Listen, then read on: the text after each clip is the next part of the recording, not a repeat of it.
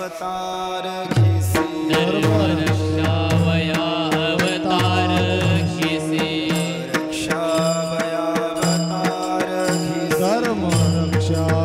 धर्मरक्षावयावतार घेसे आपुल्या पालुसी भक्तजना आपुल्या पाळीसी भक्तजना आपुल्या पाळीसी भक्तजना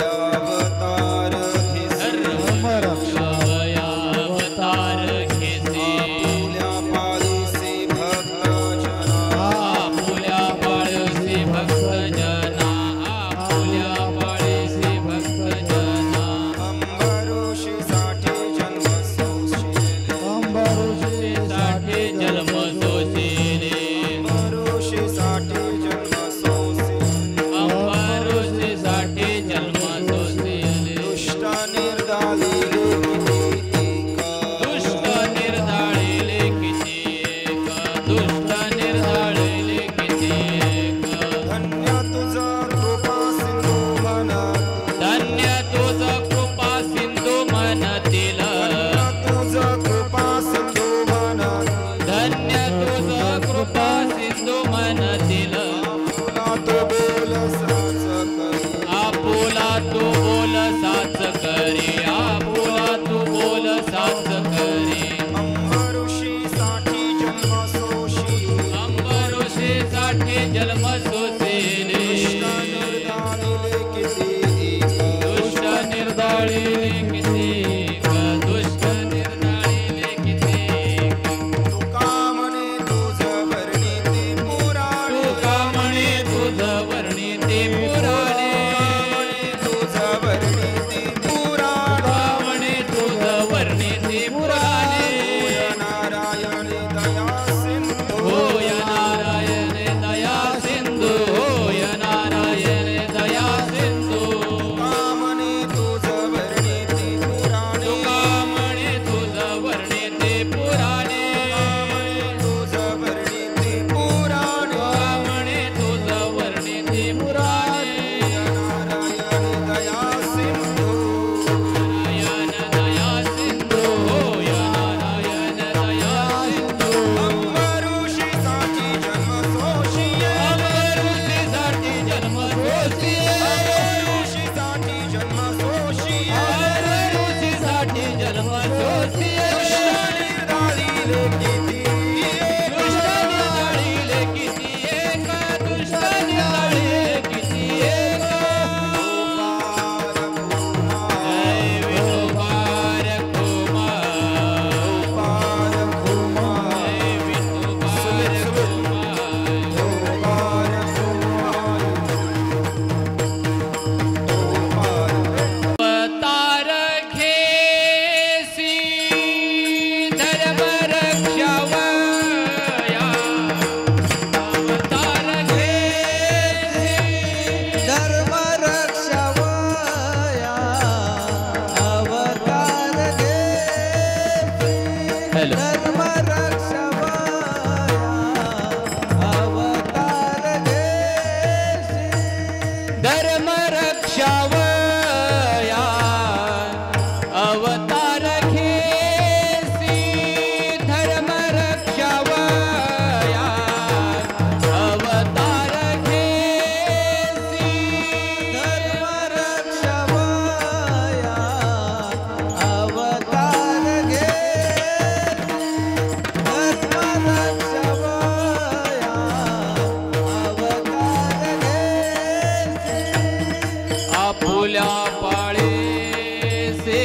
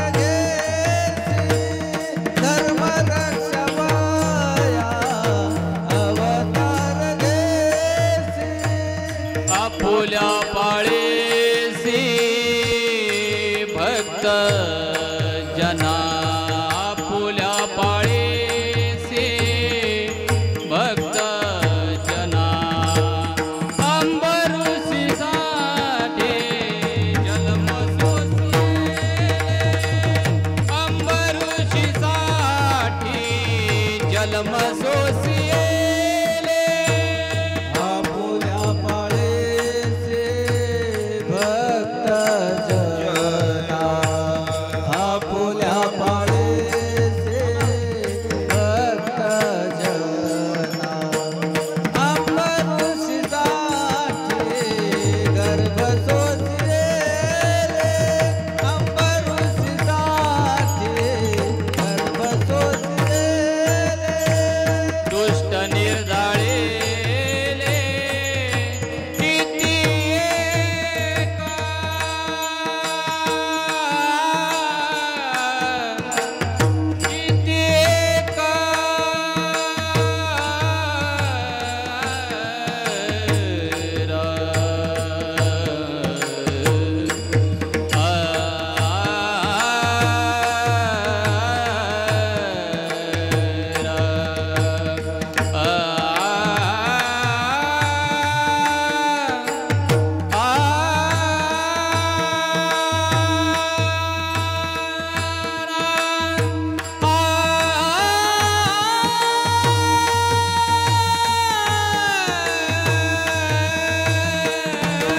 किती एका दुष्ट निर्धाळेले किती एका दुष्ट निर्धाळेले किती एका दुष्ट निर्धाळिले किती एका दुष्ट निर्धाळिले किती एका अंबरुषीसाठी जन्म सोसिले अंबरुषीसाठी जन्म सोसिले दुष्ट निर्धाळेले किती एका दुष्ट निर्धाळिले किती एका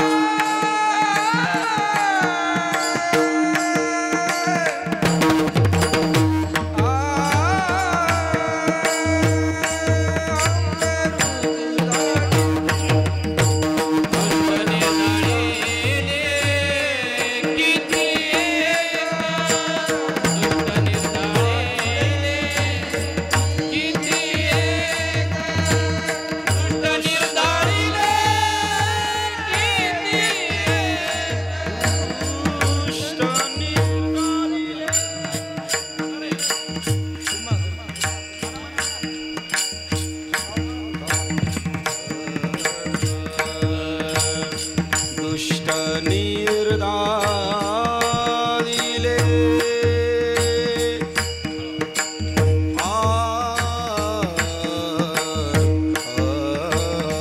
दुष्ट निर्धारिले किती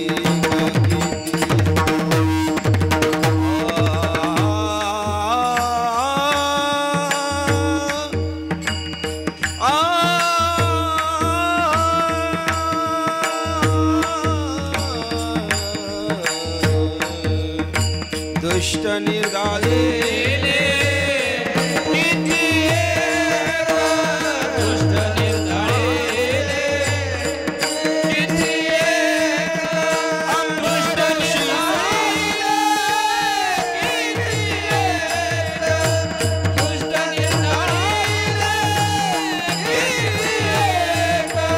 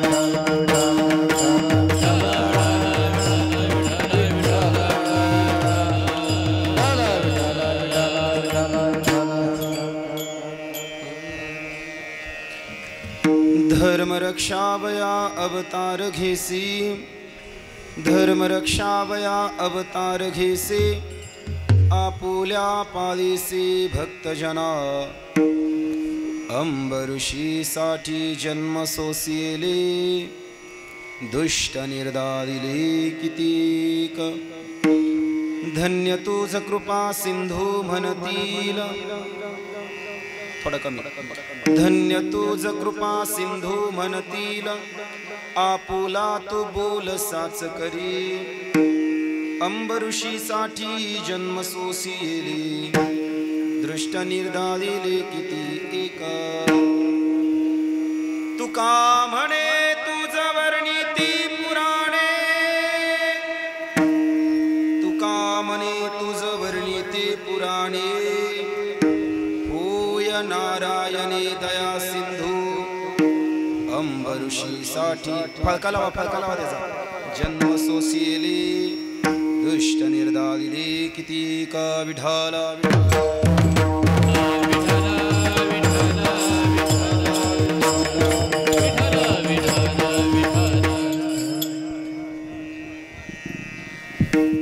धर्म रक्षावया अवतार घेसी आपुल्या पालिसी भक्तजना अंबऋषी साठी जन्म सोसिले दुष्ट निर्दादिले कितीक योऽन्तः प्रविश्य मम वाचमिमां प्रसुप्तां सञ्जीवयत्यखिल शक्तिधरस्वधाम्ना अन्यांश्च हस्तचरणश्रवणत्वगादीन् प्राणान्नमो भगवते पुरुषाय तुभ्यं विभुं वेणुनादं चरन्तं दुरन्तं स्वयं लीलया गोपवेशं दधानम् गवां वृन्दकानन्दनं चारुहासं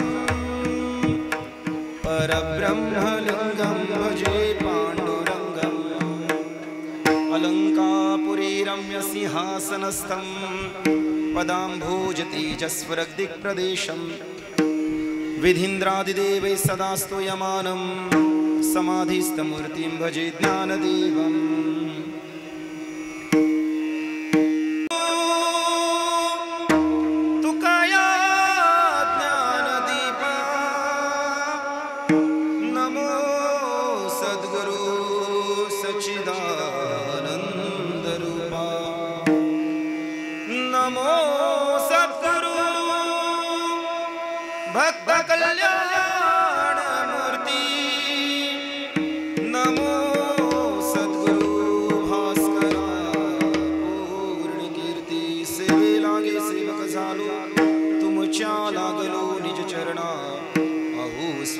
तुकया देवा यावरी न करावा भेरू मस्तक माझा पायावरी या वारकरी संतांच्या विठाला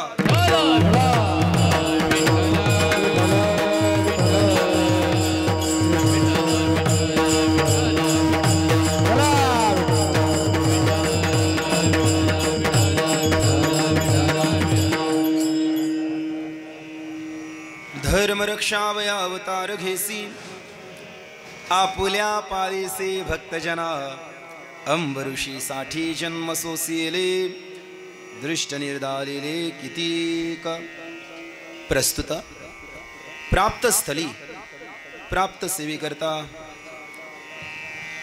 संप्राप्त सेवेकरता घेतलेला अभंग देऊचे साधू थोर संत श्री विठ्ठल हृदय जिजाऊ रमण परमार्थ निकेतनाच्या कलशस्थानी विराजित असणारी वैराग्य रागरसिक श्रीमंत श्री जगद्गुरु तुकाराम महाराज यांचा हा अभंग असून या अभंगातून तुकोबराय प्रभू श्री रामचंद्रांच्या अवतार कार्याची कारण मीमांसा करतात विठाला विठाला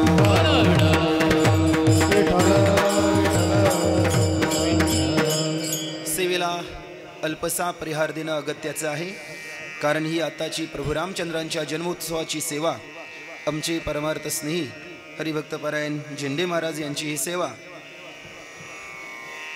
त्यांचा एक काही वेळापूर्वी फोन आला आणि सांगितलं की मी सेवा नाही करू शकत एक अर्धा पाऊण तास मी येऊ शकतो पण पूर्ण सेवेला नाही थांबू शकत इलेक्शन ड्युटी चालू आहे त्यानंतर मी दादा किंवा संतोष महाराज त्यात संतोष महाराजांना फोन लागला पहिल्यांदा. ते म्हणले मी येऊ शकत नाही. नंतर महाराजच स्वतः आले, झेंडे महाराज. त्या गोंधळामध्ये मी दादांना विचारलंच नाही तुम्ही करताय का नाही सेवा. आणि मी या ठिकाणी महाराजांच्या जागी काहीसं थोडंफार चिंतन करण्याचा आपण तुम्ही सर्व मायबापांनी तुम्ही माझ्यावरती अशी कृपा करावी की जेणेकरून या अल्पावधीमध्ये काहीसं या अभंगाचं चिंतन मांडण्याचा प्रयत्न करेन. विठाला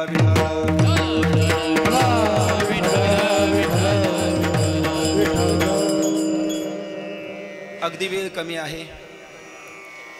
प्रभू रामचंद्र आज लवकरच जन्माला येणार आहेत, कारण त्यांची सेना इथं येऊन पोचलेली आहे. उन्हाचे दिवस आहेत, लांबवणार नाही.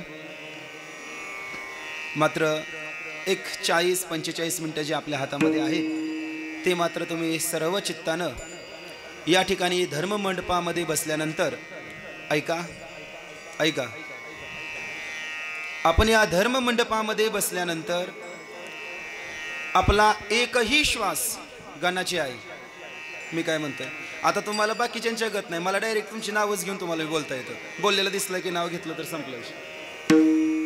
आपला एकही श्वास लोहाराच्या भात्याप्रमाणे वायानं जाऊ देता त्यामध्ये भगवत चिंतन झालं पाहिजे. आणि हाच आपल्या जीवनातील परम आनंदाचा आणि परम सुखाचा क्षण आहे. विठाला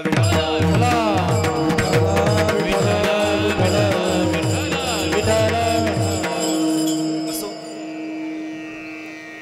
आपण ज्या गावामध्ये राहतो, आपण ज्यांच्या गावामध्ये राहतो असे असणारे प्रभू रामचंद्र. बरं का, ऐका. आपल्या गावामध्ये प्रभू रामचंद्रांचं मंदिर असं नाही म्हणायचं. आपल्या गावामध्ये ते राहतात असं नाही, त्यांच्या गावामध्ये आपण राहतो. आणि जे गावी केला वास तया नसावे उदास. त्यांच्यावर उदास होऊन नाही चालत. त्या प्रभू श्रीरामचंद्र हनुमंतराय असतील, सर्व दैवता असतील. आणि तुम्ही सर्व भाई भक्त यांना पुन्हा एकदा वंदन करतो आणि चिंतनाला प्रारंभ करू. विठाला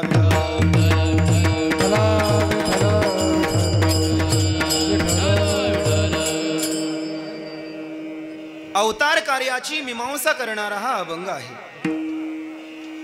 भगवान परमात्म्याचे काही अवतार आहेत. त्याच्यामध्ये पूर्ण अवतार, पूर्ण पुरुषोत्तम अवतार, कला अवतार, आवेश अवतार, अशा प्रकारचे अनेक अवतार आहेत. हे भगवंताचे अवतार सांगतोय. आपले अवतार आणि आपली फजिती वेगळीच आहे. विठाला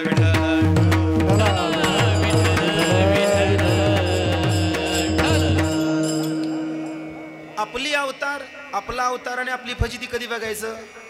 ज्या वेळेला, आता पहिल्या गोष्टी आहेत या, ज्या वेळेला सारवा नसतच पण उभा पोत्यारा असतो त्यावेळेला आपला खरा अवतार. उभा पोत्यारा असला की पांढरीची माती आणि तो गोळा, मग खरा अवतार. असो, तीच अवतार आणि फजिती आपली. असो, भगवंताचा अवतार कला, आवेश, पूर्णतम अशा प्रकारचे अवतार आहेत. भगवंताच्या अवताराबरोबर आपल्याला काहीसं चिंतन करावं लागेल. प्रामुख्यानं 3 घटक आहेत. 1 जीव, 2 संत आणि 3 देव. या तिघांनाही जन्म किंवा अवताराला यावं लागतं. पण यांच्यामध्ये फरक आणि भेद असा आहे, एका वाक्यात सांगून जातो. जीव हा जन्माविषयी अनिच्छा प्रारब्ध आहे, त्याचं जीवाचं अनिच्छा प्रारब्ध आहे. संत महात्मे स्वेच्छा प्रारब्ध आहे आणि भगवान परमात्मा परेच्छा प्रारब्ध आहे. विठाला ऐका, जीव अनिच्छा प्रारब्ध आहे जीवाची. जीवाला नाही जन्म घ्यावा लागत. घ्यावा असं वाटतही नाही. का? आईच्या गर्भामध्ये त्याला त्रास होतो. हे असल्या जर उन्हाळ्यामध्ये आईच्या गर्भामध्ये कसं किती गुदगुल्या होत असतील, आहे की नाही? परवाच आपण चिंतन पाहिलं. मातेच्या उदर कुहरी पचोनी विष्टेच्या दातरी तुकडोनी मासावरी जन्मजन्मनी मरिती. 9 महिने राहणं अवघड आहे. बालपणाची अवस्था अति बिकट. भूक लागली का काय दुखतं हेही कळत नाही अशी अवस्था. अर्थात जन्माचं दुःख वेगळं, तारुण्यातलं दुःख वेगळं, म्हातारपणातलं दुःख वेगळं, आजारपणातलं दुःख वेगळं, शेजारपणाचं दुःख वेगळं. अशा अनेक दुःखांनी जीव त्रस्त होतो. त्यांना पुन्हा जन्माला यावं असं वाटत नाही, परंतु प्रारब्ध, कर्म आणि वासना या विचारानं त्यांना पुन्हा जन्माला यावं लागतं. याला म्हणायचं अनिच्छा प्रारब्ध. विठ्ठल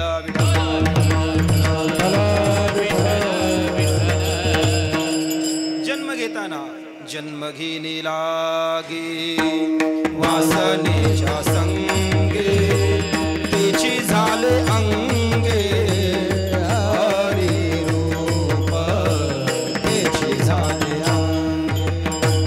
जन्म घेणे लागे वासनेच्या संगे, तिची झाले अंगे हरी रूप, तिची झाले अंगे. जन्म घेणे लागे वासनेच्या संगे, जन्म घेणे लागे वासनेच्या संगे, त्याची झाले अंगे हरी रूप.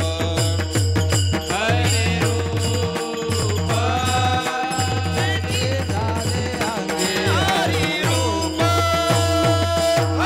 रूप, ते झाले अंगे हरी रूप, हरी रूप, ते झाले अंगे हरी रूप, हरी रूप, ते झाले अंगे हरी रूप. वा, अच्छा. त्याची झाली अंगे रूप. खरं तर हा पुढचा भाग नाही म्हणायचा. आवश्यक आहे जन्म घेणे लागे वासनेच्या संगे. वासनेच्या संघातून जन्म घ्यावा लागतो.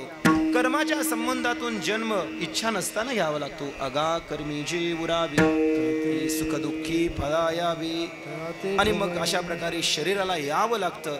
हे जीवाचं अनिच्छा प्रारब्ध आहे. इच्छा नाही त्याला, पण यावं लागतं.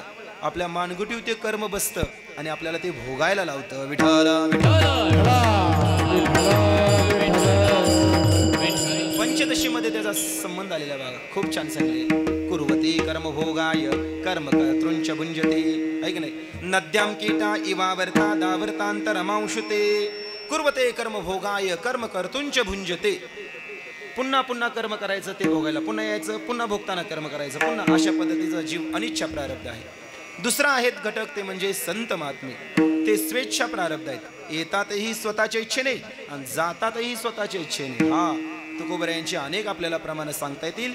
तुकोबराय म्हणतात आम्ही इथं आलो ना, कुणी आम्हाला सांगितलं हे जा म्हणून, किंवा कुणी आम्हाला बोलवलं नाही या म्हणून, मग आम्ही आमच्या मनात आलं, मग आम्ही आलो. तुकोबराय म्हणतात अरे आम्ही वैकुंठवासी, आम्ही वैकुंठवासी, आम्ही वैकुंठवासी, आम्ही वैकुंठवासी. आलो याची कारणासी, आलो याची कारणासी. आलो याची कारणासी, आलो याची कारणासी. बोलिले जे ऋषी साच भावे वर्ताया. बोलिले जे ऋषी साच भावे वर्ताया. बोलिले जे ऋषी साच भावे वर्ताया. बोलिले जे ऋषी साच भावे वर्ताया. आम्ही वैकुंठवासी, आलो याची कारणासी. बोलिले जे ऋषी साच भावे वर्ताया. आम्ही वैकुंठवासी, आलो याची कारणासी. बोलिले जे ऋषी साच भावे वर्ताया. आम्ही वैकुंठवासी आलो याची कारणासी. आलो, आणलं नाही कोणाला किंवा पाठवली नाही कोणी. तुकोबरे म्हणतात एकंदर शिक्का पाठविला ही अलोका. आलो म्हणे तुका मी नामाचा धारक. आम्ही नामाचे धारक आहोत, आम्ही स्वतः आलो. तुकोबरे म्हणतात हे आहे स्वेच्छा प्रारब्ध. यायचंही स्वतःच्या इच्छेनं आणि जायचं म्हणलं तरी स्वतःच इच्छेनं. बस आता संतांना वाटलं आता जायचं, तर ते स्वतः सहज निघून जातात. आपली अवस्था तशी नाही बघ. आपल्याला केलेलं कर्म भोगल्याशिवाय गत्यंतर नाही. मग किती दिवस कितपत पडावं लागतं. संत महात्म्यानं तसं नाही. वैकुंठवासी साधक हृदय संजीवनी घुलेबुवा म्हणायची बुवा. संत महात्मे काम घेऊन येतात आणि काम आटोपलं की अगदी त्यांचा एक शब्द असायचा, हा उचलत्या पावलांनी उभ्या पावलांनी निघून जातात. विठ्ठल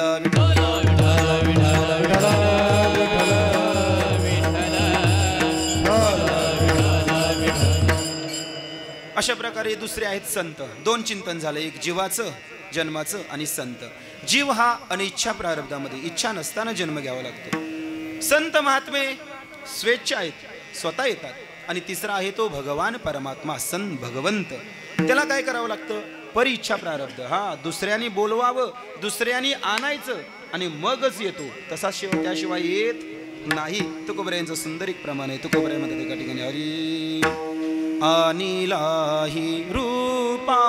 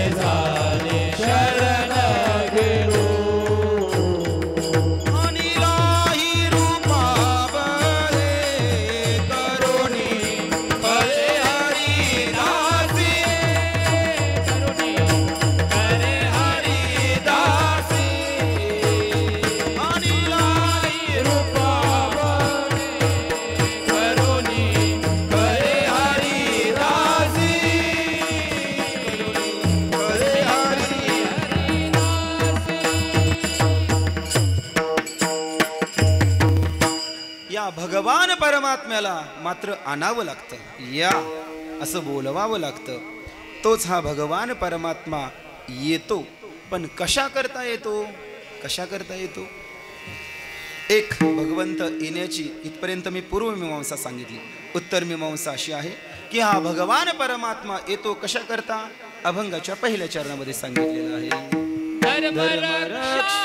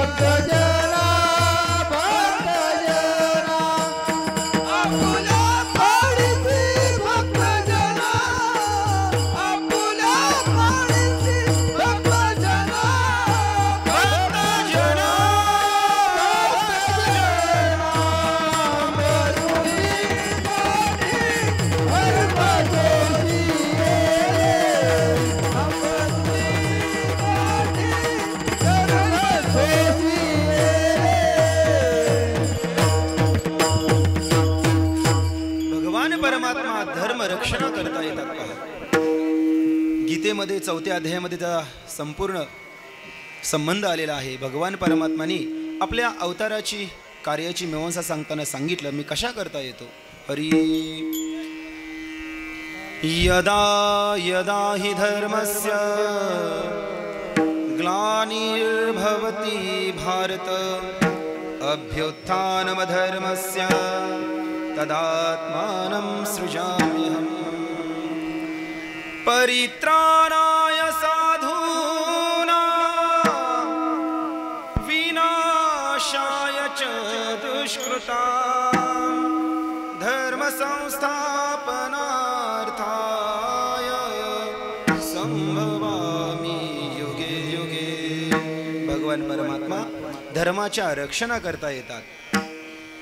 2 धर्माची संस्थापना, त्याला आपण पुनर्जीवितपणा म्हणतो, जीर्णोद्धार म्हणतो, त्या पद्धतीने त्यासाठी परित्राणाय साधूनां, साधूंच्या रक्षणा करता येतात. विनाशाय च दुष्कृता, दुष्कृत्य लोकांना शासन करण्याकरता भगवान परमात्मा येतात. झाले 4 गोष्टी. किती झाल्या? 4. धर्माचं रक्षण, 2 धर्माची संस्थापना, 3 साधूंचं रक्षण आणि 4 दुष्टांचं निर्दलन. आहे की नाही? अनेक ठिकाणी आलेले आहे की भक्ता ठेवी पायापासी दुर्जनासी संहारी, भक्ता राखी पायापासी दुर्जनासी संहारी. अशा पद्धतीचा भगवान परमात्मा 4 वेळेला येतो. आणखीन कशा करता येतो? हे झाले 4. बाळक्रीडेमध्ये सुंदर विवेचन आलेलं आहे बघा. बाळक्रीडेमध्ये काय आलेलं आहे? भगवान परमात्मा आपल्या भक्ताच्या ऋणातून उत्तीर्ण होण्याकरता येतो. ऋण फेडावया अवतार केला, अविनाश आला आकारासी. जो अविनाशी आहे तो आकाराला आला. कशा करता? ऋण फेडावया अवतार केला, अवतार त्यासाठी आला. आणखीन कशा करता? खूप सुंदर विवेचन त्याच्या ठिकाणी केलेलं आहे. भगवान परमात्मा अशा ठिकाणी येतो, धर्माच्या रक्षणा करता येतो, सद्ग्रहस्थांच्या साधूच्या रक्षणा करता येतो. आणि असेच आज प्रभू रामचंद्र या ठिकाणी आज या सर्व गोष्टी करता, आपल्या भक्ताच्या प्रसन्नतेकरता, आपल्या भक्ताचं वैभव राखण्याकरता भगवान परमात्माच अवतीर या तिथीला झालेले आहेत. विठाला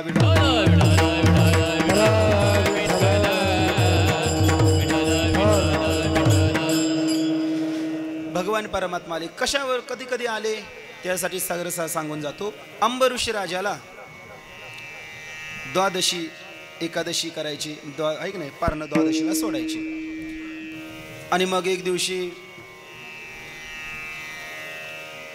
त्या ठिकाणी विश्वामित्र त्या ठिकाणी आलेले आहेत.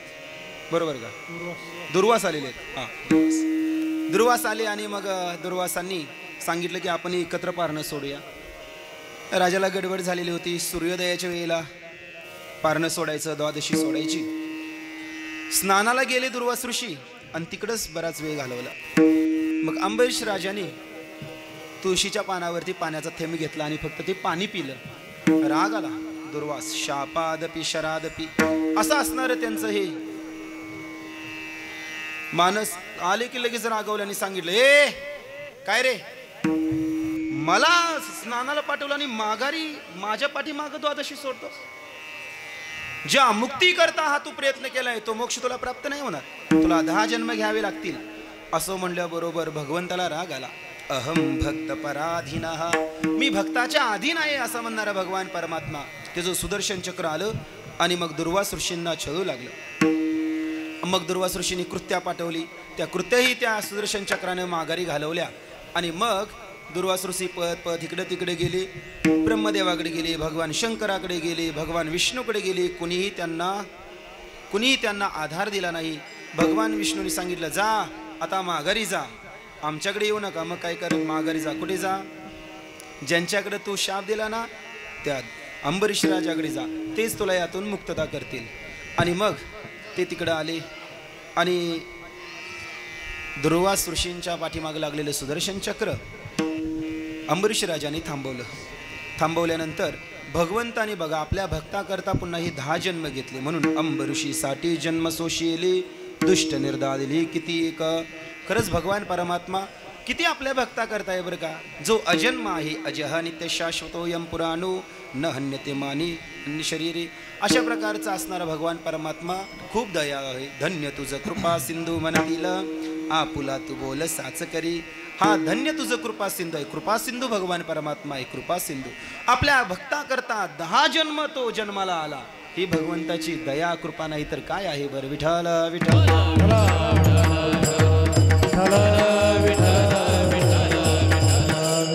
तुकोबरे त्याचंच वर्णन करताना म्हणतात, तुका म्हणे तुझ वर्णिती पुराणी होय नारायणे दया सिंधू. तू कृपा सिंधू आहे, दया सिंधू आहे. कसं काय, एक थोडंसं 2 मिनिटाचं मी पाहतो आणि प्रभू रामचंद्राच्या चरित्राकडे आपण वळूया.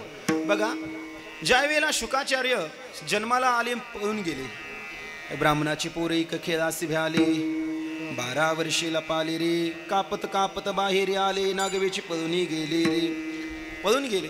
परंतु व्यासांनी जो भागवत, श्रीमद भागवत नावाचा प्रचंड भगवंताच्या लीला गुण स्वरूप आणि रूपाचं वर्णन करणारा ग्रंथ लिहिला, त्याचा प्रचार आणि प्रसार कोण करणार. आणि मग काही विद्यार्थी होते, शिकायचे, लाकूड फाटा आणायला जंगलात जायचे, वनात जायचे. एका ठिकाणी ते गेले विद्यार्थी, लक्ष द्या बरं का, नाहीतर समजणार नाही. गेले आणि मग त्यांच्या समोर एक 14-15 वर्षाचा मुलगा दिसला. ध्यान अवस्थेमध्ये, समाधी अवस्थेमध्ये. कोणतरी बारकं पोरग आहे, उगा नाटकं करतंय म्हणून त्या पोराने त्याला उठवण्याचा प्रयत्न केला. उठले नाहीत शुकाचार्य, शुक होते तिथं. काट्यानं टोचवलं तरी उठले नाही. शेवटी त्यांची शेंडी झाडाच्या पारंब्याला बांधली आणि झोके दिले तरी समाधीतून उत्थान अवस्थेला ते प्राप्त झाले. मग मात्र घाबरले आणि सांगितलं, आले पळत आणि गुरुजी सांगितलं, गुरुजी आम्ही असा एक तिथं मुलगा पाहिला. परंतु त्यांनी डोळे सुद्धा उघडले नाहीत. समाधीतून अंतर्ध्यान होऊन व्यासांनी पाहिलं, आपलाच मुलगा आहे. ते म्हणे, त्याला जर डोळे त्याचे उघडायचे असतील तर एक काम करा, मी तुम्हाला एक श्लोक शिकवतो, तो श्लोक जावा आणि त्याच्याजवळ म्हणा. असं म्हणल्यानंतर हे विद्यार्थी सगळे गेले आणि शुकाचार्यांच्या जवळ जाऊन एक श्लोक म्हणले. हरी बरहा पीडम नटवरवपोः कर्णयो कर्णिकारम बिभ्रद्वास कनक कपिशम वैजयंतींच मालाम रंध्रान वेणु रधर सुदयो पूरयन गोपवृंदैर वृंदारण्यम स्वपदरमनम प्राविशद गीत कीर्ती. हा श्लोक भगवंताच्या सौंदर्याचा नुसता. बघा, समाधीतल्या शुकाचार्यांनी भगवंताचं सौंदर्य नुसतं ऐकलं तरी समाधीतून उत्तर. म्हणतर तुकोबराय म्हणतात की लोळ घोटवीन लाळ ब्रह्मज्ञाना हाती मुक्ता आत्मस्थिती सांडवीन. समाधीतून बाहेर आले परंतु डोळे उघडले, पुन्हा डोळे मिटले. पोरं पुन्हा गेली, सांगितली, गुरुजी डोळे उघडले पण लगेच मिटले हो. गुरुजींनी सांगितलं, शुकाचार्यांच्या मनात काय भाव प्राप्त झालाय ऐका. विठ्ठल विठ्ठल काय भाव प्राप्त झाला ऐका. काय भाव झाला होता. शुकाचार्यांना भगवंताचं सौंदर्य समजलं, किती सुंदर आहे तो. पण सगळे सुंदर दिसणारे सगळे स्वभावाने चांगले असतात असं असतं का हो. म्हणून लगेच डोळे मिटले. दिसतोय सुंदर आहे, सुंदर ठीक आहे. बरहा पीडम नटवरपोः कर्णयो कर्णिकारम बिभ्रद्वास कनक कपिशम वैजयंतींच माला रंध्रान वेणुरधर सुदयो पूरयन गोपवृंदैर वृंदारण्यम सुपदरमनम प्राविशद गीत कीर्ती. सौंदर्याचं सगळं वर्णन आहे, विस्तार करत नाही. मग पुन्हा व्यासांनी दुसरा श्लोक शिकवला. पुन्हा मुलं गेली. हा श्लोक म्हणला पहिला की डोळे उघडले, डोळे पुन्हा मिटायला लागले की दुसरा श्लोक म्हणला. अहो बकियम स्तनकालकुटम जिघांसया पाययदप्य साध्वी लेभे गतिं धातृचितां ततोन्यं किं वा दयालुं शरणं व्रजेम. अहो जी पुतना विष स्तनामध्ये भरून भगवान श्रीकृष्णाला मारायला आली, त्या पुतनेला आपल्या यशोदा आणि देवकी मैयाप्रमाणे ज्याला मोक्ष दिला असा भगवान परमात्मा किती कृपाळवाने असेल, त्याला शरण का बरं जात नाही. अर्थात तुकोबराही म्हणतात, दया सिंधू कृपा सिंधू धन्य तुझ मनतील असा हा भगवान परमात्मा आज आपल्या या ठिकाणी मोठ्या उत्साहामध्ये अवताराला येणार आहे. त्याचं एकदा सगळ्यांनी भजन करा. विठोबा रखुमाये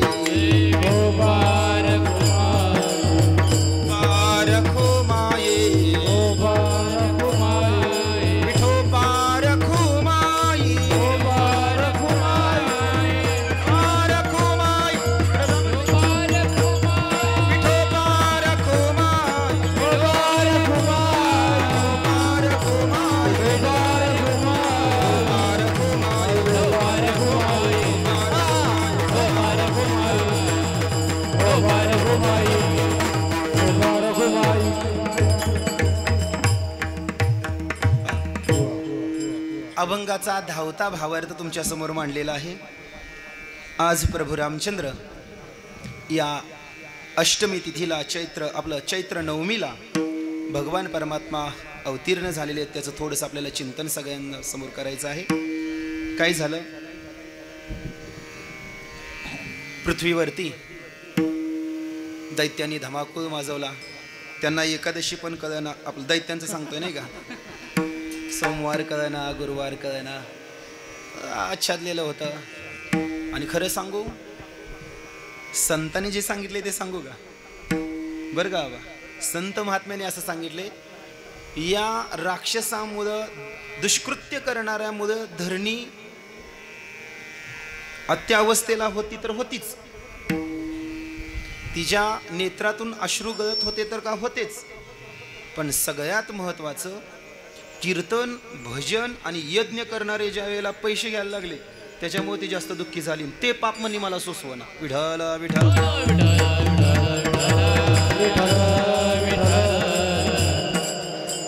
अभंगामध्ये हाच भाव दिलेला आहे, मी आता सांगत नाही.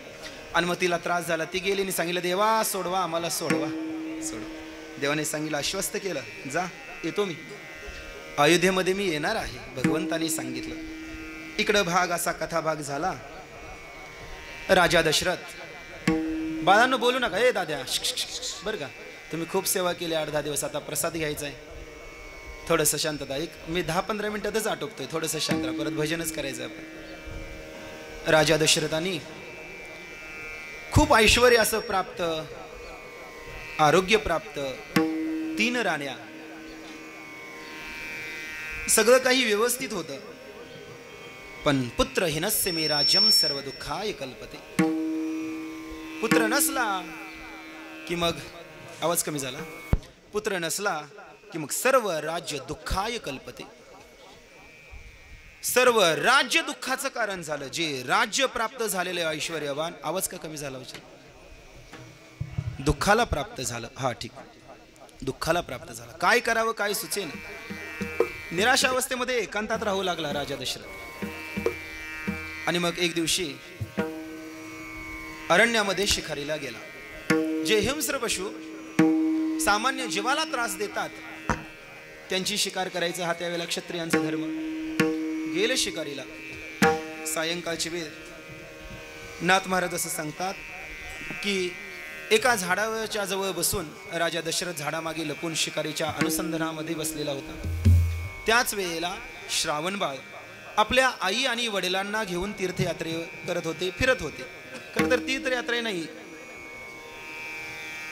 कायम सोबत ठेवायचे श्रावण बाळ. मगाशी काही ओया वाचल्या, त्याच्यामध्ये असा भाव आहे की श्रावणाने कावड ठेवली आई बापाची तिथं आणि पाण्याला गेला. नाथ महाराज म्हणतात, एवढा बेफिकिरी पुत्र नव्हता तो. किती वेळ, पाणी आणण्याकरता सुद्धा अंधार आहे, आपले आई वडील अंध आहेत आणि झाडी झुडपामध्ये त्यांना ठेवून मग पाण्याला जाईल, एवढा अविचारी नव्हता तो. सोबत घेऊन गेला पाण्याजवळ, सोबत घेऊन गेला, कारण हिंस्र पशु येतील, माझ्या आई वडिलांना मारतील, हा भाव त्या ठिकाणी. नाथ महाराज म्हणतात, कोणी सांगत असेल की ठेवून लांब गेला तर ती मिथ्या आणि खोटी वार्ता आहे. पाण्याचा जसा बुडबुड आवाज आला, हिंस्र कोणतरी पशु पाणी पित असेल या आशयाने राजा दशरथाने बाण मारला. बाण मारल्याबरोबर त्या ठिकाणी दशरथाला तो बाण लागला. सायंकाळची वेळ, राम नामामध्ये दंग असणारा हा श्रावण बाळ त्यावेळेला एवढा आनंदित झालाय, म्हणाला, वा, माझ्या मुखातून राम नाम यावं आणि त्यावेळेला बाण यावा. हा बाण नाही, मुक्ती माझ्या जवळ येऊन माझ्या कंठामध्ये माळ घातल्या.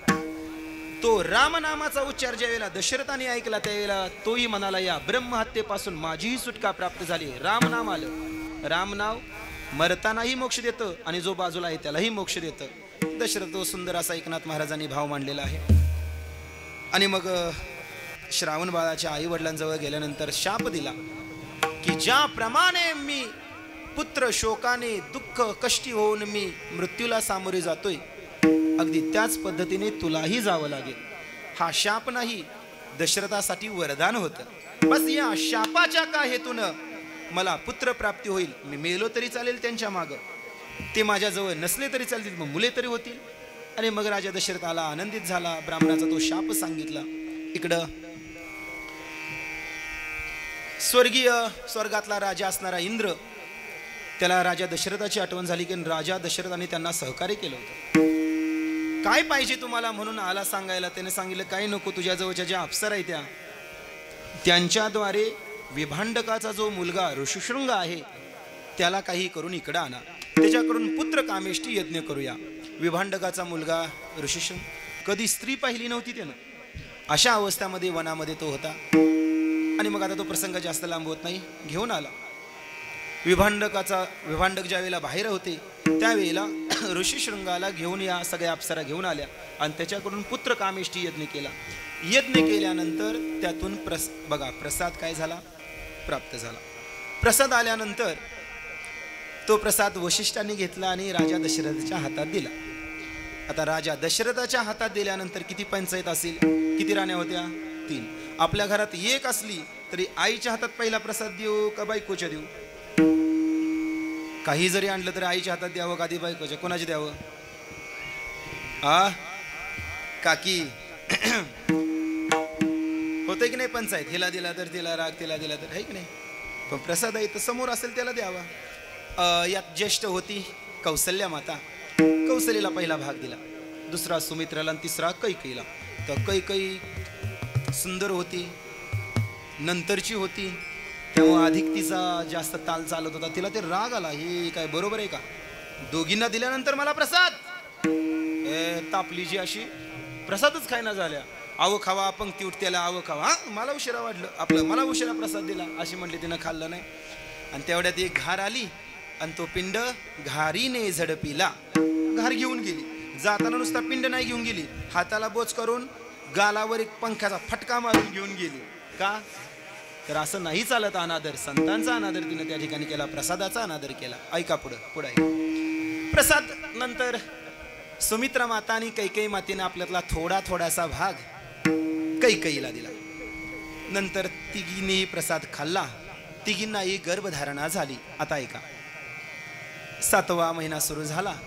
राजा दशरथाला कुलवशिष्ठ आले म्हणाले, राजा कुलगुरु वशिष्ठ सांगेन रूपवरा. कुलगुरु वशिष्ठ सांगेन रूपवरा. अस्ति गरोदरा तुझ्या कांता. अस्ति गरोदरा तुझ्या कांता. अस्ति गरोदरा तुझ्या कांता. धर्मशास्त्र ऐसे डोहाळे पुसावे. धर्मशास्त्र ऐसे डोहाळे पुसावे. पुरवावे मनोरथ. राजे पुरवावे मनोरथ. पुरवावे मनोरथ. बघा, कुलगुरु वशिष्ठ आलेने सांगितलं, राजा तुझ्या बायका गरोदर आहेत. मग धर्मशास्त्र असं सांगतं, जे डोहाळे आहेत त्या आईचे ते डोहाळे पुरवायला पाहिजेत. मग डोहाळे काय असतात? गर्भाची आवडी, मातेचा डोहाळा. बस, मातेशी जो डोहाळा आहे तो कोणता आहे? गर्भाची आवडी. आता जागेवर बसून घ्या. 5-10-20 मिनिटं राहील, 5-10 मिनिटं राहील तर बसून घ्या इकडेच आपलं, आहे की नाही? आता कुणी इकडे तिकडे करू नका. जिथं बसले तिथं बसू द्या. हे पुरुष वर्ग बी लवकर येऊन बसले, त्यांना कोणी उठवू नका. काय दुसरी बी पंगतन उठवायचं बी सारखं असं नाही. आता बसले त्यांना कोणी उठवू नका, तेवढी तरी राहू द्या. ऐका, आणि ते मग डोहाळे पुसले पाहिजेत. पुसले म्हणजे विचारले पाहिजेत. पुसायचे म्हणजे असं सारवून काढायचं नाही. आणि ती आई गर्भामध्ये जो बालक आहे त्याची जी आवड आहे ती आवड त्या आईच्या डोहाळ्यातून व्यक्त होते. आता काही डोहाळे लागते, ती पांढरीची माती खातेत भिंतीची. आता नाही सांगत, पण आहेत काय तर ते नाकातला पदार्थ खाते तो. हे डोहाळे वे काय डोहाळे, काय जिजामातांना डोहाळे लागले राव, है की नाही? घोड्यावर बसवा मला म्हणे 7व्या महिन्यामध्ये जिजामाऊली. हातात तलवार द्या म्हणे. माझ्या हातामध्ये भवानी मातेची तलवार द्या. कोण? जिजामाता. मग तेव्हा ती प्रभू शिवाजी महाराज झाली. संस्कारावर राहतो. काल पण रात्री महाराजांनी विषय सांगितलेला आहे. ऐक नाही, गर्भसंस्कार आहेत. नंतरच्या संस्कारावर जाता जाता एक थोडं सांगत जातो की एक माणूस पेरूची बाग होती, त्या ठिकाणी तो मुलगा गेला आणि चोरूनच पेरू घ्यायला लागला. किती? पिशवी भरून. रामनवमी आहे, मस्त उपवास आहे, का पिशवीवर चोरतेत काय दावा? एक म्हणजे 1-2 चोरायचा असा नाही, 1-2 ठीक होता. पिशवीवरून चोरले. त्या मालकाने येऊन त्याचा हात धरला खाली वाढला. काय रे म्हणे, शाळेत ही शिकवतात का? तो म्हणला सुट्टी आहे द्या. शाळेत काय शिकवतात? झाली परीक्षा. मग म्हणला घरात ही शिकवते का? कुठं आहे तुझा आई बाप? म्हणला आई निघून गेलेली आहे बाहेर. म्हणला मग बापाने हेच शिकवलं का? चल तुझ्या घरी, चल तुझ्या बापाकडे, चल तुझ्या घरी, चल तुझ्या बापाकडे. 5-6 वेळा म्हणल्यानं त्यानं असा हिसका दिला हाताला. घरी जायचं का बापाकडे ते सांगा. तो म्हणला घरी जायचं आहे, तुझ्या बापाकडे जायचं आहे. तो म्हणला माझा बाप घरी नाही. मग तो म्हणला पलीकडच्या झाडावर आहे. बाप पलीकडच्या झाडावर पेरू तोडायला लागले. अहो पोरग कीर्तनात टाळ घेऊन उभं राहील का? नाही, संस्कार महत्वाचे. आणि मग त्याने डोहाळे विचारले राजा दशरथाने, सांग काय डोहाळे? मग तिनं सांगितलं. काय सांगितलं? बघा काय बुद्धी सुचली बघा. ती म्हणते की माझ्या अंतकरणात अशी डोहाळे आहेत की कनिष्ठासी द्यावा राज्यपद, जो लहान आहे त्याला राजगादीवर बसवा, ज्येष्ठासी धाडावे दुरादिगंतरा, नये समाचार त्याचा आम्हा, त्याचा समाचार सुद्धा आम्हाला आला नाही पाहिजे असं मोठ्याला घालवा. कुठं? जंगलामध्ये. तिथंच का नको म्हणली? तिथं असलं तर नंतर तो काय करील? बंड पुकरेल मोठा भाऊ, आणि लोक त्याच्या बाजूने येतील आणि त्याचा बाहुबली होईल. तसं नको व्हायला म्हणे. मग त्याला लांब घालवा कुठंतरी. अशा पद्धतीचं मागून घेतलं. राजा आता राजा म्हणला काय हिच्यावर भांडायचं? काय म्हणला काय भांडायचं हिच्याबरोबर? ऐका ऐका, भांडणं चांगली नसतेत. ऐका, मग भावकी बरं असो, गावात कोणाबरी असो, बाहेरच्या बरोबर असो, एक वेळ ही परवडतील, पण घरात कुणी पप्याच्या आई बरोबर भांडायचं? तुम्ही म्हणाल का का नाही भांडायचं? जर तुम्ही भांडला, कितीही चूक असू द्या बाई माणसाची, माणसं चूक कोणाची ग्राह्य धरते? बघा तुम्ही एसटीत चढताना एखाद्या बाईला धक्का लागू द्या, बाकीची माराईच टपलेली असते त्याला, काय नसते हो त्याची चुकी नाही. गाडी चालवताना ही ब्रेक कमी आणि सँडल जादा घासतेत खाली, तरी सुद्धा ती पुढच्यालाच हाणते. उदाहरण सांगतो, दृष्टांत सांगतो. भजन करा विठाला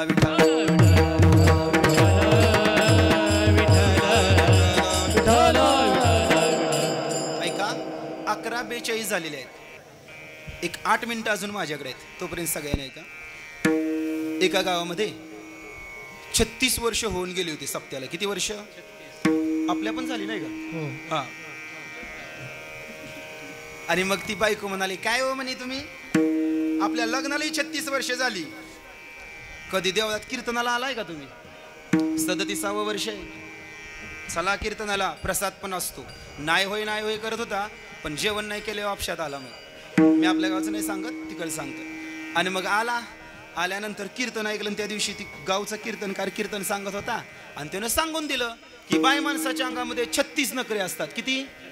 36 नखरे असतात. आणि त्यानं तेवढंच ऐकलं, बाकीचं ऐकायचं दिलं सोडून, आणि त्यानं तेवढंच ऐकलं. 36 नखरे असतात बाय माणसाच्या अंगात. किती? 36 नखरे असतात. ती घरी जातानाच तिला विचारलं, होय ग कधी दाखवले नाहीत म्हणे 36 नखरे? 36 वर्ष होऊन गेली लग्नाला. 36 नखरे दाखव, 36 नखरे दाखव. तिला सकाळपासून संध्याकाळी एकच पाडा, कोणता? 36 नखरे दाखव, 36 नखरे दाखव, 36 नखरे दाखव, 36 नखरे दाखव. अशी म्हणल्या. ती बाई वैतागली, त्या महाराजांकडे गेली. काय हो म्हणे, तुम्ही कीर्तनात काही सांगता का? माईक पुढं असतो म्हणून. ती 36 नखरे दाखवा म्हणून माझ्या मागं पिछाच लावलाय त्यानं. मग ते म्हणला, इकडे म्हणला, आम्ही काही साधे सुधे नाही, लय गावचं पाणी पिलं, इकडे ये म्हणे. ती आली मावशी तिथं आणि त्यानं सांगितलं, तिच्या कानात सांगितलं. आता सांगलं एवढं तिनं सांगितलं. ती गेली घरी. घरी गेल्यानंतर मग सकाळी चैत्राचं संपलेलं होतं. चैत्र हा चालू, नांगरटीचा काळ, बैलाची नांगरटी. हा सकाळी नांगरावरती गेला. 4 बैलाचा नांगर एकटा चालवत होता. गडी कसा असं चालवत होता, नांगर चालवत होता. आणि ही मागणं भाकरी घेऊन गेली. भाकरी पाठीवरून असे भाकरी कालवण, त्याच्यामध्ये एवढा असा डेरा पाण्याचा, पण पाण्यामध्ये एक 7-8 मासं टाकून गेली. मोठी मासे एवढी. किती? 7-8 मासे टाकली. गेली तिकडं. गेल्यानंतर मुरडान माघारी आल्यानंतर त्याला म्हणले, आता जेवाय बसा. तेव्हा म्हणला, नाही ऊन व्हायच्या आधी एक अजून जरा तास जाऊन येऊ दे. 1 तास अजून एक जाऊन येतोय म्हणे. ते म्हणे, बरं लवकर या बरं का. ते म्हणला, आलोच. पुढं काही तास पुढे गेलं की लगे मागणे एक डाक मारले. ओ धनी ऐका की. ते म्हणला, काय झालं? सांगितलं ना माघारी येतो म्हणून. ते म्हणे, तसं नवं. ते म्हणे, मग कसं? ते म्हणे, नांगरटीच्या तासात मासं उडती ती बघा, नांगरटीच्या तासात. ते म्हणला, तू आता डोक्यावर पडलीस काय? आज बहुतेक पंक्ती जास्त झाल्या म्हणे तुला. असं कसं काय? नांगरटीच्या तासात कुठं मासं असतात का? ते म्हणे, नसतेत म्हणूनच म्हणते मागे एकदा फिरा.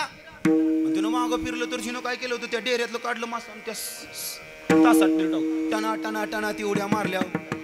मस्त सप्ताह, पण आपलं सप्ताह झाला होताच की, पण ती मासं उड्या मारल्यावर त्याचं कसं तरी झालं, पाणी सुटायला लागलं. तो म्हणला, हे बघ धरती मासं घेतलं, एका ठिकाणी ठेवलं, सांगितलं, कालवून काय आणलंयस? ते म्हणे, काय नाही, बाजरीच्या भाकरी आणि उडदाच्या डाळीची आमटी आणल्या. तेव्हा म्हणला, जेवण कॅन्सल, जेवण करायचं कॅन्सल. ती म्हणली, अहो भुकालाही लागले तुम्हाला. ते म्हणे, तसं नाही. मग जा म्हणे घरी जा, संध्याकाळी जेवतो. ती म्हणे आता 1 वडी जेवतो. 1 वडी म्हणजे सकाळचं आणि संध्याकाळचं एका दमात वडतो, ह्याला म्हणायचं 1 वडी जेवण. संध्याकाळी जेवतो. संध्याकाळी हो कसा बसा नांगर सोडून गेला घरी, हातपाय तोंड धुतले, बसला जेवायला. आण म्हणला, आण लवकर आण म्हटल्यानंतर तिनं आणलं, ताटून वाढलं, ताट वाढलं आणि त्यानं तिच्याकडे बघितलं, ताटाकडे बघितलं, तिच्याकडे बघितलं. ताटात काय होतं? सकाळचीच बाजरीची भाकरी आणि उडदाची आमटी, एक खानदेशी दिली ठेवून. आताच्या पकवाचं आपलं पकवाचं म्हणतोय, आताच्या नवऱ्याचं कामच नाही, ते जुन्या लोकांचं काम होतं. ते खानदेशी अशी द्यायची. जुना गडी होता, दिली कानपाड. ती म्हणली काय झालं मारायला? ती म्हणली काय झालं? तुला माशाचं कलवण करायला सांगितलं होतं का नाही? ए थांबा थांबा जरा, एक थांब थांब थांब, ए थांब, ए थांब भैया. आरुषी नंतर पाडा, जन्मकाळ झाल्यानंतर. आता थांबा. थांबलेत की हे फुलं पण वाटली पाहिजेत का आता? नंतरच्या 5 मिनिटात भजना वेळेला होऊन जाईल. थांबा जरा, मी आवाज न करता फुलं वाटाय घ्या. नको आता, अजून 11:46 झाले त्या. 50 ला घ्या. अजून 10 मिनिटं आहेत, काय एवढं गडबड लावल्या. विठाला विठाला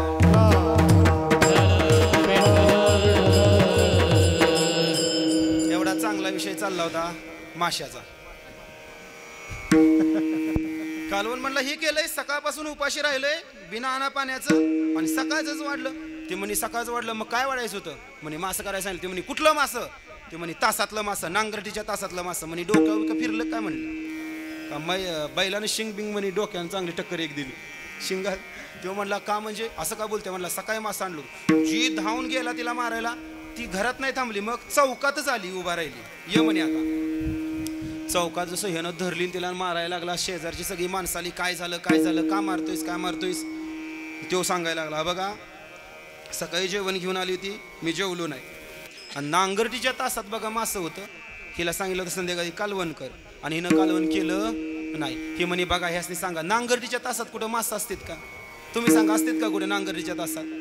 गावकरी म्हणले नाही नाही नाही नाही, ही जी चूकच नाही, सगळी चूक हे जी आहे, ह्या बायनं 36-37 वर्ष ह्याच्यावर संसार केला, कसाच केला असेल. जी लोकांनी धुतला, धुतला, मारला लय मारला, शेवटी तीच आडवी आली म्हणली मारू नका मारू नका ओ मारू नका. इकुलतं एक आहे म्हणे त्याच्या आईला, आपलं इकुलतं एक आहे, मारू नका. घेऊन गेली घरी. कशी तरी लागलं होतं, कसं तरी नेलं घरी, आणि जेवाय बसवलं. नंतर ती कालवण दिलं, ती केलेलं. त्यानं कालवणाकडे बघितलं आणि तिच्याकडे बघितलं. म्हणे ही कसं काय कालवण? म्हणे नांगरटीच्या तासात मासं नव्हतं का? म्हणे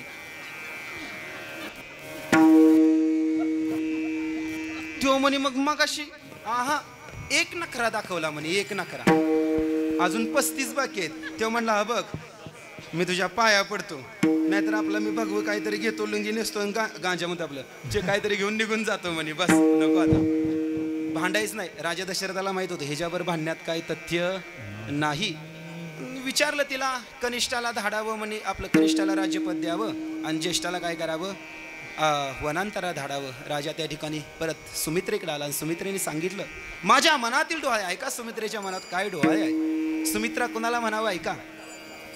सुमित्रेने सांगितलं ज्येष्ठाची आज्ञा मानावी, ज्येष्ठाचे अतिथी किंवा ज्येष्ठाचं सगळं काही सेवा करावी असं मला वाटतं. म्हणून सुमित्रेला 2 मुलगी, एक लक्ष्मण आणि एक शत्रुघ्न. लक्ष्मण भैया प्रभू रामचंद्रांच्या सेवेत, आणि शत्रुघ्न भैया भरताच्या सेवेत. विठ्ठल विठ्ठल.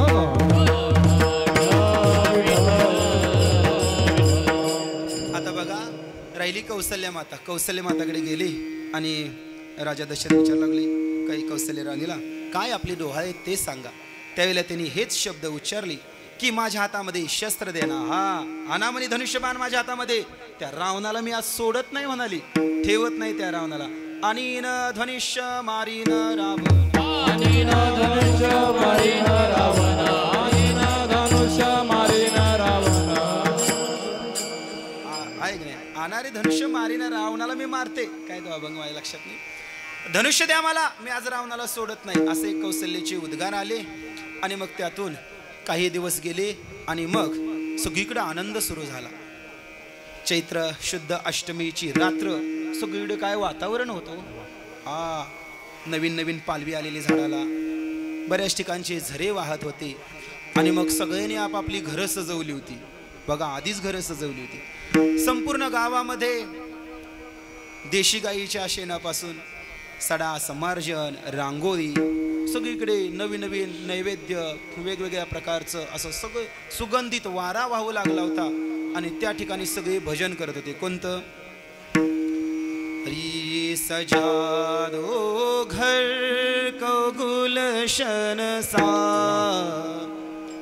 सजा दो घर को गुलशन सा, मेरे सरकार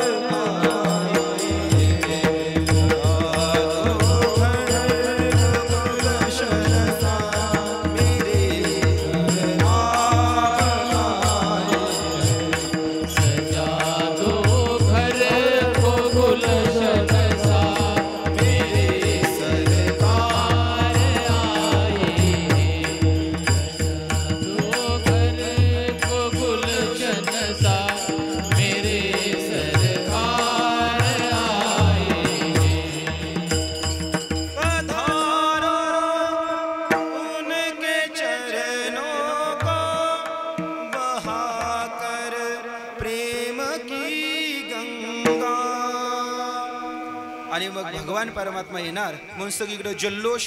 सगळ्यांनी बरं का, गावातल्या सगळ्यांनी फुलांची सजावट तर केली होतीच, पण भगवान परमात्मा येणार म्हणल्यानंतर सगळ्यांनी एकमेकाला फुलं वाटायला सुरुवात केली. कारण हा आनंद काळ आहे. सर्वांनी फुलं एकमेकाला वाटायला सुरुवात केली. जल्लोष, नवीन वस्त्र सगळ्यांनी धारण केलेली होती. मोठ्या ताट आरत्या, त्याच्यामध्ये सुंटवडा, अगरबत्ती, धूप वगैरे नैवेद्य सगळं घेऊन आलेली होती. आणि सगळी प्रभू रामचंद्र लवकर यावे म्हणून भजन करत होती. का? भजनाशिवाय तो येत नाही. भोजनाला नाही जमत. मगाशी म्हणलं की भोजनाला प्रिय नाही, तो भजनाला आहे.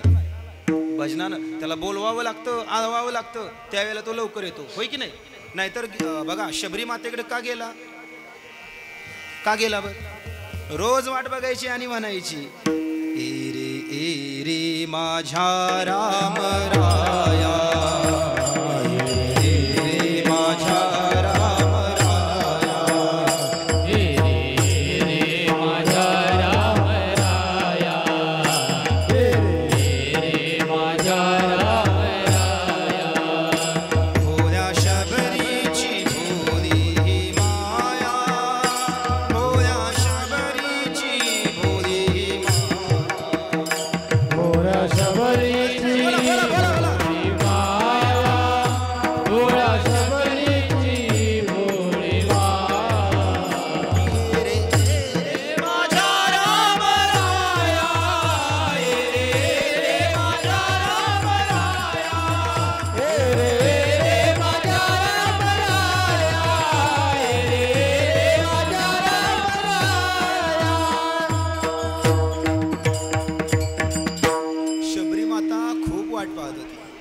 सांगतात 84 वर्ष वाट पाहिली. रोज येणार देव माझा. आज माझा प्रभू रामचंद्र येणार. रोज फुलं घ्यायची, न बोलता रोज आणायची फुलं आणि काय करायची, सडा टाकून ठेवायची, रांगोळी काढून ठेवायची. आज माझा देव येईल, आज माझा देव येईल असं म्हणत आणि मग त्यावेळेला भगवान परमात्मा भजन केलं म्हणून आले. तसं आपण सर्वांनी भजन केलं ना, भगवान परमात्मा 5 मिनिटं देईल माहिती आहे का. पण सगळ्यांनी काय केलं तर भजन केलं तर सगळ्यांनी भजन करणार ना. देवाचं भजन करूया आपण सगळ्यांनी. फुलं असतील तर मांडीवर ठेवा, पदरावरती तुमच्या व्यवस्थित ठेवा आणि मस्त मोकळ्या मनानं आणि मोकळ्या हाताने देवाचं भजन करूया आपण. हरी राजा राम राम राम सीता राम राम, राजा राम राम राम सीता. वर हात करा, वर हात करा. राजा राम राम राम सीता राम राम राम, राजा राम राम सीता राम राम, राजा राम राम राम सीता राम राम राम, राजा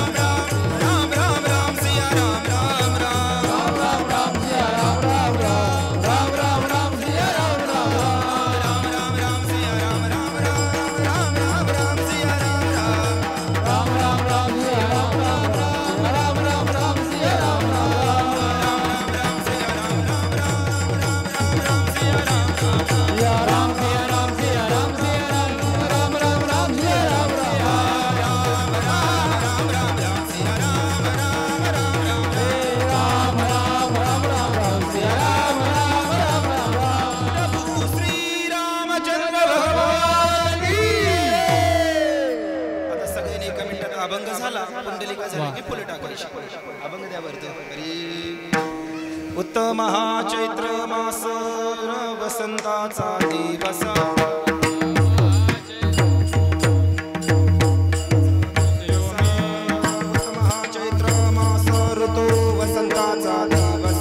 शुक्ल पक्षी नवमी उभे सुरवर मध्यानासी दिनकर परापरे होय स्थिर नाही कौसल्य से भान गर्भी आले नारायण अयोनी संभव प्रगटला राघव नामा मने डोळा पाहिला भुवन त्रय पाला शुभ उभे सुरवर मोठ्याने सगळ्यांनी जय घोष करा. कुंडली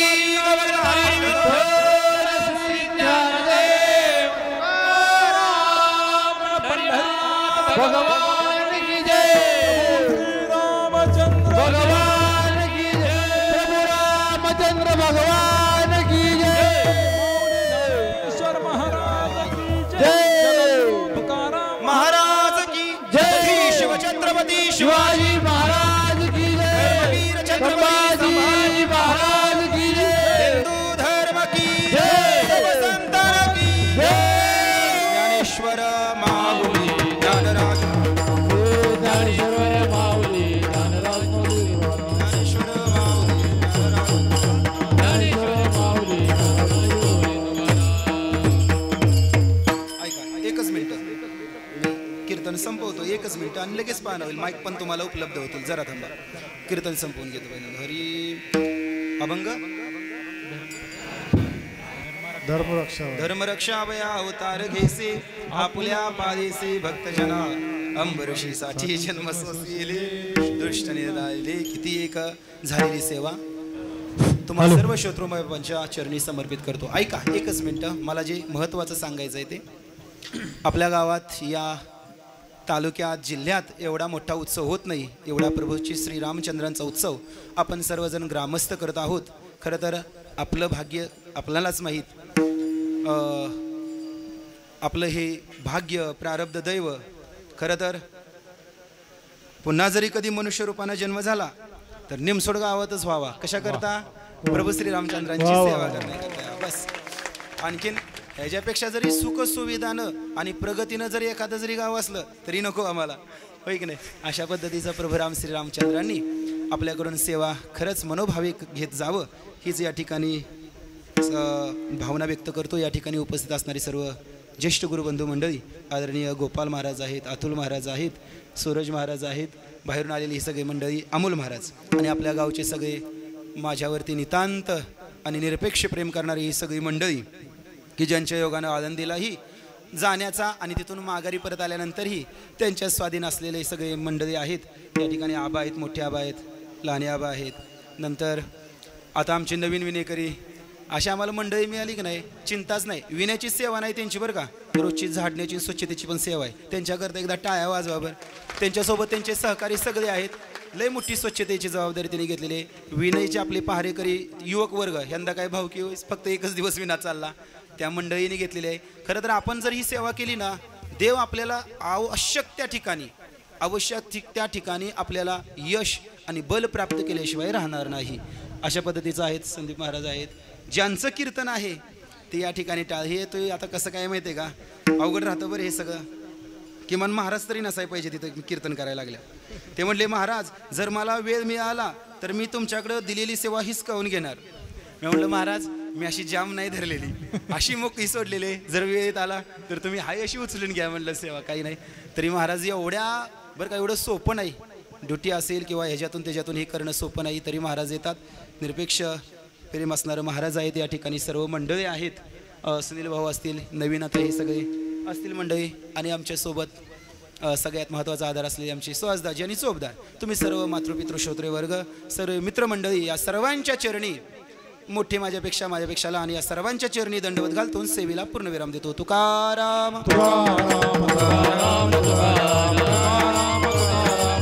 विठ्ठल जय जय विठ्ठल, विठ्ठल विठ्ठल जय जय विठ्ठल विठ्ठल जय जय विठ्ठल आधी पाळणार मग आरती. ओ पडला का नाही काय उडी मारली आधी पाळणा पूजा.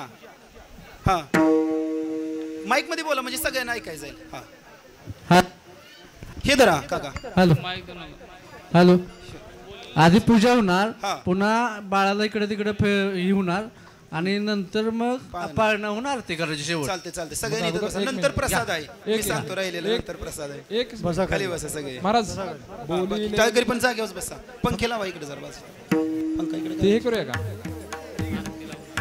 मग जा चला ठीक आहे. नेत्रो भवंदे वन्नाम देवा व्रताने भवंतु.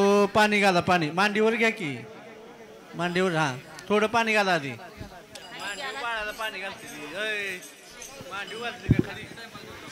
शुद्धो जगदान्यं समर्पयामि उपवासर्थे भोगे तम्बलं समर्पयामि नानाभृतं समर्पयामि पंचामृतदान्यं समर्पयामि शुद्धो जगदान्यं समर्पयामि आप्याय सुसुते सोम भवावाच संगते कामधेनु समद्भुतं देवदिशन्तु न सिद्धे ब्रह्मेशाञ्जनार्दनाधिक्राणु अकारश विष्णुरशुभाजना भरतप्राणु आयुषतारिशतचन्द्रमण्डलो संकाशो द्रुतदानं समर्पयामि दयो दुधो मधो शर्करा स्नानं समर्पयामि. पळीभर पाणी घाला. शुद्धो जगदान्यं समर्पयामि उष्णो जगदान्यं समर्पयामि. हळदी कुंकू लावा. गंधद्वारां दरादर्शां नित्यविष्टां रश्मीं ईश्वरीं सर्वभूतानां दाम्योपचन्दनं समर्पयामि. नानापरे द्रव्यं समर्पयामि. उपवासार्थे भोगे तम्बलं समर्पयामि. परेमद्रव्य समर्पयामि. ओके वर पाण्यात ठेवा.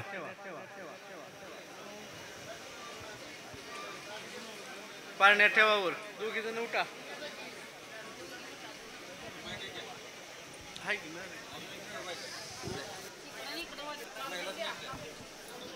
हा घ्या.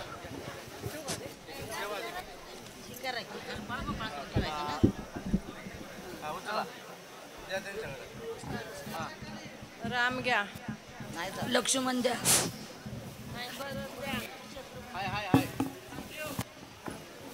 भरत घ्या शत्रुघ्न द्या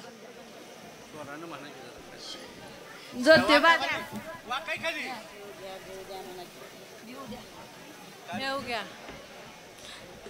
काय म्हणायचं भरत घ्या शत्रुघ्नला. झालं का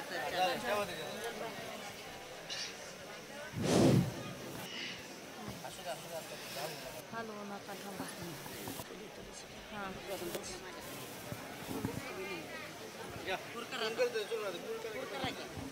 काय म्हणायचं माझ्या रामाला खेळायला कुर माझ्या श्रीरामाला खेळायला कुर.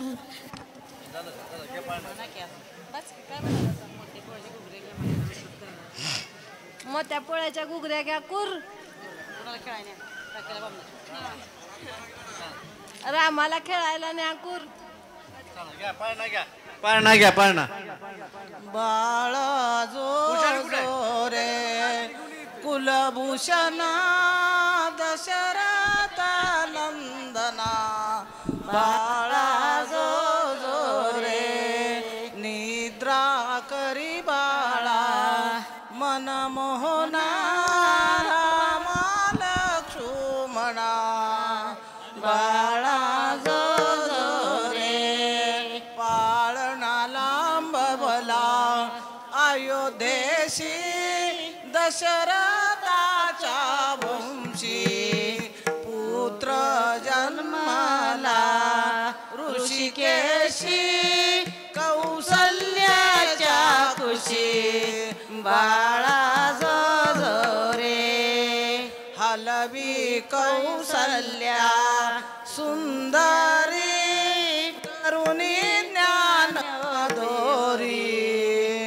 पुष्पे वर्षिली सुरवारी गरजती जय जय हरी. बाळा जो रे मनमोहना लक्ष्मणा. बाळा जो रे रघुराया निद्रा करीबा सखया तुझवरी अंडी करुणिया सांडी आपली या बाळा जो जो रे येऊनी वचिष्ठ सत्वर सांगे जन्मांतर राम परब्रह्म साचार सातवा अवतार बाळा जो जो रे कुलभूषणा दशरथ नंदना बाळा जो जो रे पहिल्या दिवशी बोलली गंगा नका बायानो मी धक्का दशरथ राजाला जाऊन सांगा घोड्या उभारा पाचही रंगा जो बाळा जो जो रे जो घोड्या उभारा पाचही रंगा जो बाळा जो जो रे जो त्या दिवशी कारण बाळ होईल जागा बायानो तुम्ही नासी लागा दान चुड्याचा मागा जो बाळा जो रे जो दान चुड्याचे रामाला मागा जो बाळा जो जो रे जो तिसऱ्या दिवशी बोलली तारा ना सोनार आपुल्या घरा बाण धनुष्य रामाला कर जो बाळा जो जो रे जो बाण धनुष्य रामाला कर जो बाळा जो जो रे जो चौथ्या दिवशी बोलली उमा रूपाची नाती अशी बोलली महादेव भीमा जो बाळा जो जो रे जो अशी बोलली महादेव भीमा जो बाळा जो जो रे जो पाचव्या दिवशी सटवी बोलली सीतारामाची रावणाने नेली कशी देवा निद्राही केली गेले मारुती लंका जाळून जो बाळा जो जो रे जो गेले मारुती लंका जाळून जो बाळा जो जो रे जो सहाव्या दिवशी जण बोलली लक्ष्मणाला शक्ती लागली पाराणाया गेले मारुती जिवंत केले उर्मिला पती जो बाळा जो जो रे जो जिवंत केले उर्मिला पती जो बाळा जो जो रे जो सातव्या दिवशी सत्वा कल्लोळ राम जन्मला रूप मंजुळ गर्जे आसमान सूर्यमंडळ आले मारुती घेऊन निळ राम जन्मला रावणाचा काळ जो बाळा जो जो रे जो राम जन्मला रावणाचा काळ जो बाळा जो जो रे जो आठव्या दिवशी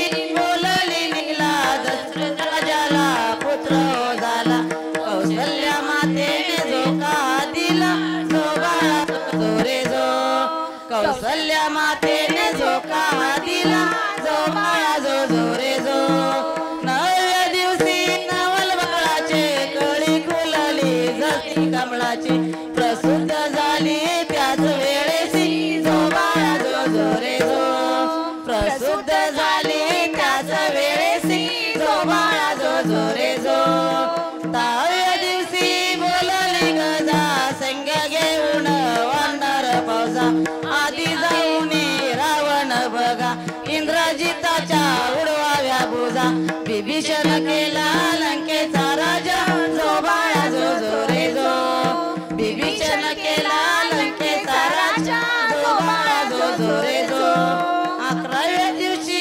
अकरावा केला 11व्या दिवशी नारद बोले देवा विष्णूला लागला छंद रे रामाच्या संग जो बाळा जो जो रे जो पाचव्या रे रामाच्या संग जो बाळा जो जो रे जो 12व्या दिवशी गीत सागे विष्णू भक्तीचा प्रकाश धारी जाई सरली राम दरबारी 33 कोटी देव जमले दरबारी जो बाळा जो जो रे जो 33 कोटी देव जमले दरबारी जो बाळा जो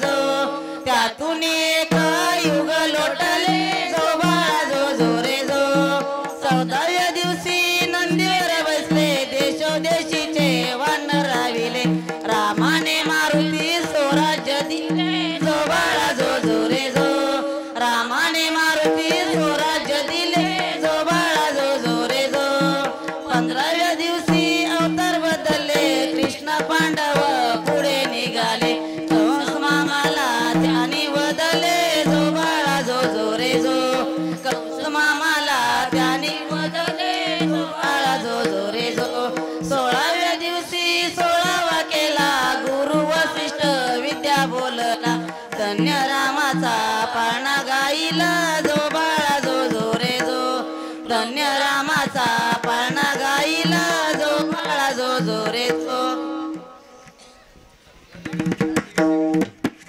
हॅलो महाराज आरती घ्या. पुजारी आरती घ्या एक.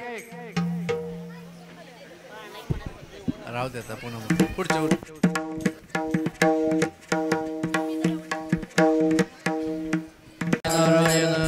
कामने भोग गेला निवारेला लागाता उठावी से मना येत नारायण हा करुणी आरती आता हो वाजू श्रीपती आजे पुरले नवस धन्य काळ हा दिवस पाऊस करा पुण्यवंत तुम्ही बाळा आजी पुरले नवस धन्य काळ हा दिवस तुका बाही टाळी होता सन्निध जवळी आजी पुरले नवस धन्य काळ हा दिवस. प्रेम सप्रेम आरती गोविंदा ते ओवाळती धन्य धन्य ते लोचन नित्य करते अवलोकन बाळा प्रौढा आणि मुग्धा ओवाळी तू परमानंद धन्य धन्य ते लोचन नित्य करते अवलोकन. नामा मनी केशवा तिरुगे राहिलो तटस्थे धन्य धन्य ते लोचन नित्य करते अवलोकन. सुख करता दुःख हरता वर्ता विक्षारी सर्वर वंदन. जय देव जय मंगल मूर्ती दर्शन मात्रे मन कामना पूर्ती. जय देव जय योगे 28 विठुवरी उभा वामांगे रुक्माई श्री यशोभ पुंडलिकाची विठी परब्रह्मा देगा चरणी वाहे भीमा उद्धरी जग. जय देव जय पांडुरंगा रुक्माई वल्लभ राईच्या वल्लभ पावी झुलगा. जय देव तुळसी माळा गळ्यावर ठेवून कटी काशी पितांबर कस्तुर लावणे. देव सुवर नित्य भेटी गरुड हनुमंत पुळुवीरा. जय देव जय पांडुरंगा रुक्माई वल्लभ राईच्या वल्लभ पावी झुलगा. जय देव आषाढी कार्तिकी भक्त जनेती चंद्रभागे मध्ये स्नान जगत दर्शनी होय मुक्ती केशवाचे नामदेव पावी वाळ. जय देव